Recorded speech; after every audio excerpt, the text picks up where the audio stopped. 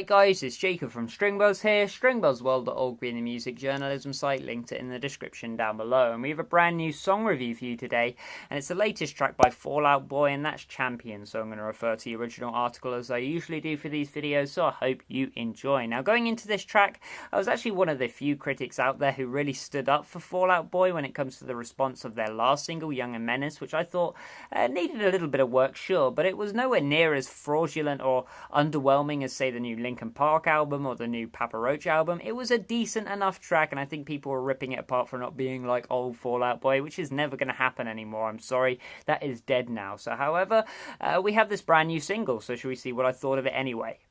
Well, this one is perhaps the one people should be a bit more unsettled about, but seemingly not. I seem to, again, have the opposite opinion to everyone. I thought it was perhaps the most bland pop rock ballad, I guess you could call it, we've heard all this year, and it's not something I really want to be saying about this group, but I have to be honest with my opinions. It sounds like a track that the Script would have released maybe 7 or 8 years ago when everyone was going through that empowering sort of pop rock ballad sort of stage, you know, when they did that track, what was it, Hall of Fame or something with Will I Am. What great days it was to grow up during that. It just sounds horrendously outdated, really, and the lyrics in this track are just straight up garbage in my opinion. Again, I have to reiterate that I'm all about empowering lyrics and pumping yourself up to music that is positive and promotes positivity. I like that. We need more of that in the music industry, but this is just cheesy and the type of track you'd maybe hear on, say, Wizards of Waverly Place, when they were sort of training to fight another Disney-orientated bad guy. Production-wise, the track is really overdone, and things just don't sound real at all, despite it all being organic instrumentation. The guitar has this thick, distorted tone that is also gated to heck and streamlined by EQs, which is the opposite thing you should be doing to a thick, distorted guitar. And it means it sounds programmed when it's not programmed. But if you wanted to sound like this, you just use a MIDI keyboard and program it anyway, so it seems like a needless hassle to me.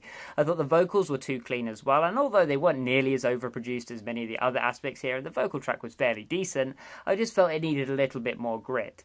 As for the percussion, well, it was kind of drowned out by the guitar, since I never really noticed it at all. It was very much a background instrument, and it just needed this snare to cut through the foreground a little bit better, and a kick that would fill the low ground, and just with a little bit more depth to it as well, and a set of cymbals perhaps that could add some flair into that high ground. Would that be too much to ask? When it comes to the musicality of this track, it's just a verse and a chorus on a loop throughout the entire track. There is barely any difference between the two sections in the first place as well, so that doesn't help towards things.